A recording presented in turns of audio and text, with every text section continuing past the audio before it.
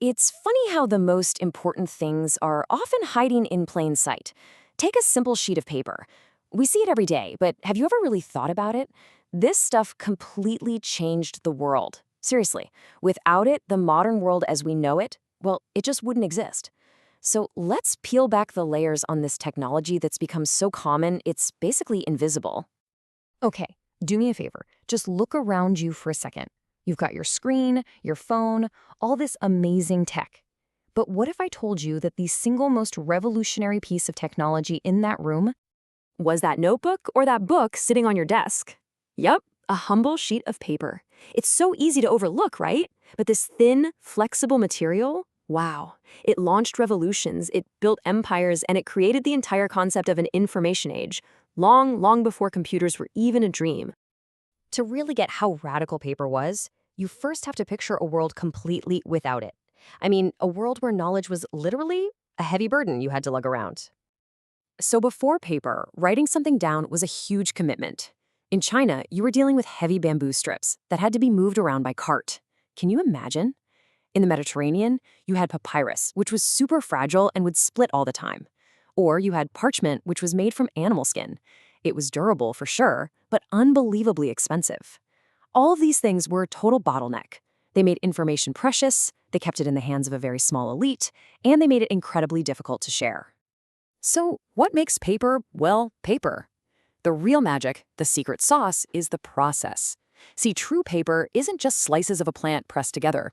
It's made from fibers, from plants, from old rags, whatever, that have been totally broken down, beaten into a pulp. That step, maceration, is everything. It creates a completely new material that's smooth, even, and consistent. And the difference that process makes is just profound. Think about it like this. Papyrus is kind of like plywood. It's just strips of plant pounded together. It has a grain, and it's always going to want to split along those lines. But paper?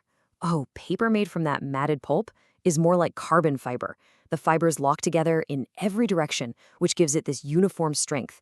And this wasn't just a better material. It meant you weren't tied to one place.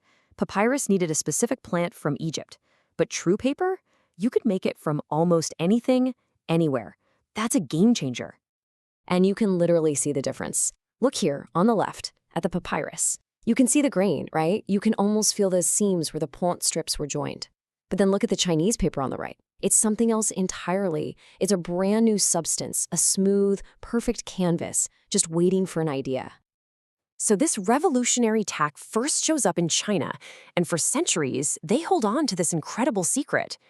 Its development there really kicks off what you can think of as a global relay race of knowledge. This quote from an ancient Chinese text just nails the problem they were facing.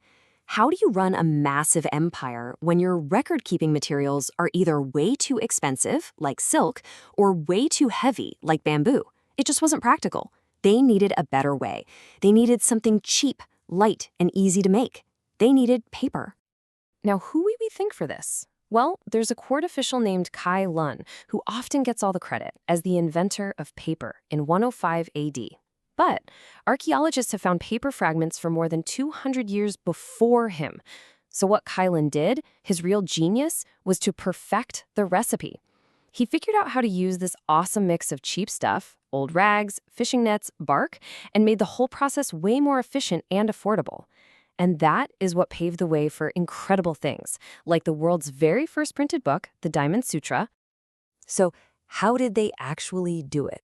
This incredible woodcut from the Ming Dynasty gives us a fantastic look at the basic process that completely changed the world. The process they figured out is just so elegant. It all starts with destruction. You soak and beat all these raw materials until they're just a soupy pulp. Then comes the creation.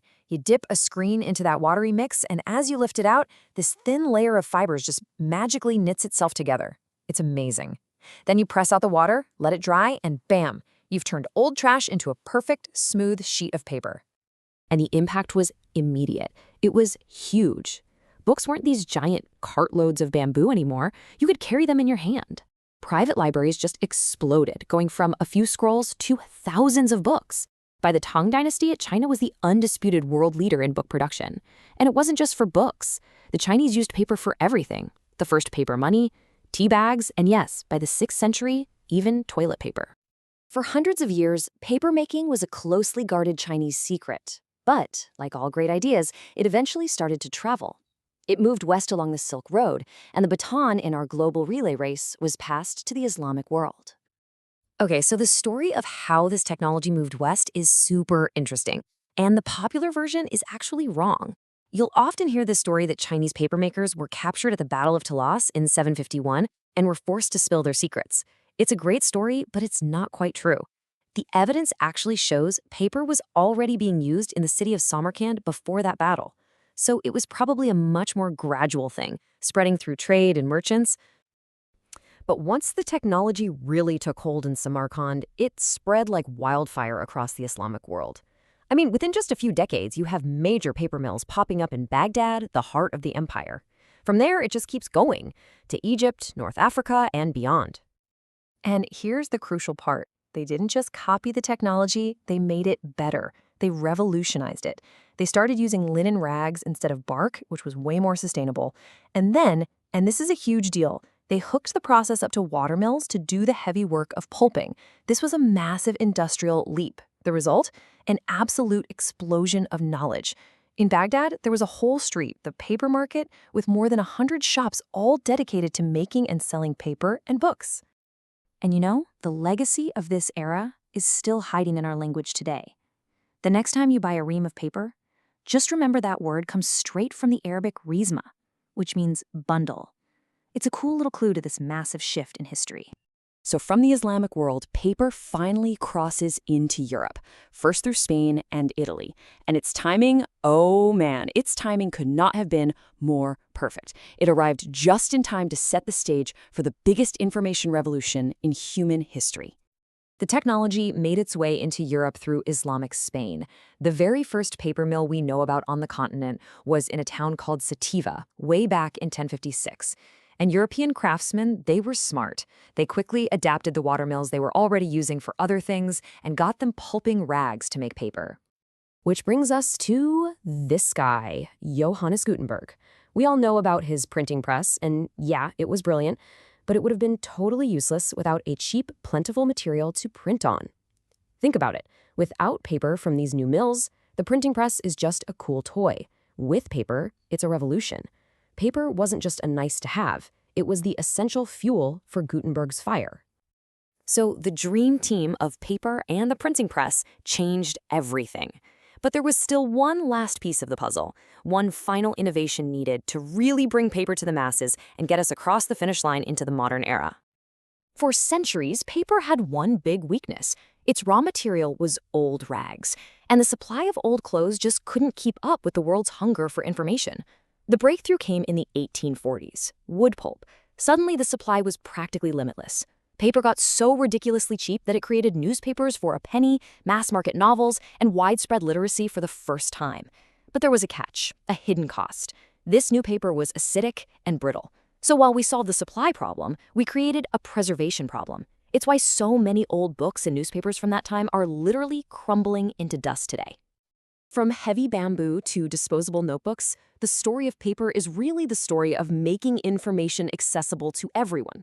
It was the original information technology. It was the foundation our entire modern world was built on. So, in an age where we're all talking about going paperless, it's worth asking, after 2,000 years of shaping how we think, what will this invisible technology inspire next?